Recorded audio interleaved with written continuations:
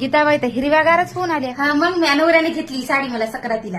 हारही नवाच दिसायला केला काय? हो हारही बी कालच केलाय. लई काय नाही पण 3 तोळ्याचा आहे. तुमची सासू काय म्हणली असेल ना? हा मग सासूला कोणा बरं दिसत असते का सोनं सोनं केलेलं.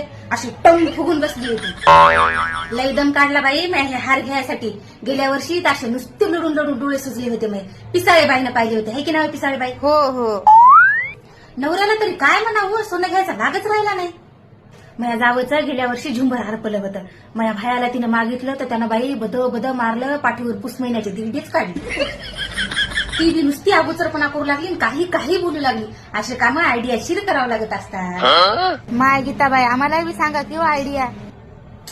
या अलीकडे सगळ्या जणी सांगते. काहीच केलं नाही मी फक्त एवढंच केलं. एका दिवशी 4 घंटे डोळे सुजोस्तोर लढले. 2 दिवस उपाशी राहिले. 4 दिवस बोलले नाही. आणि 8-15 दिवस कवा आळणी कवा खरट कवा आळणी कवा खरट अशा भाज्याचा दणकाच सुरू ठेवला. मग काय 16व्या दिवशी नवरा सोन्याच्या दुकानातच घेऊन गेला मला.